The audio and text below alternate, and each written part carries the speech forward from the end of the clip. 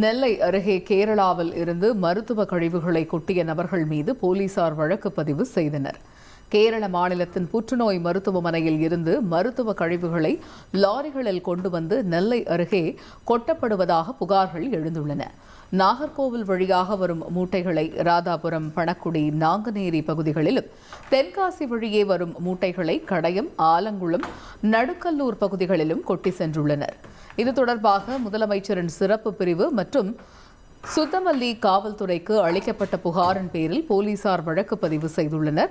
கடந்த ஒரு மாதமாக இப்பகுதியில் கழிவுகள் கொட்டப்பட்டு வருவதாகவும், தீ வைப்பதால் ஏற்படும் புகையால் சுவாசிக்க முடியாமல் அவதிப்படுவதாகவும் அப்பகுதி மக்கள் தெரிவித்துள்ளனர்.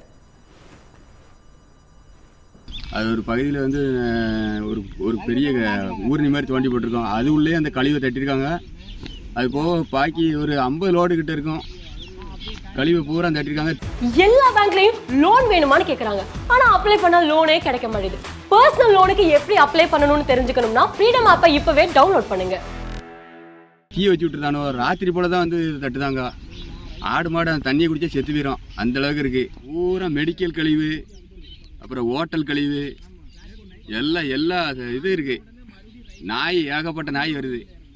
மூட்டையை பூரா பிரித்து போட்டுட்டு தீயை வச்சு விட்டுருக்கானோ ராத்திரி போல். அவனுக்கு ஆள் வச்சுருக்கான்.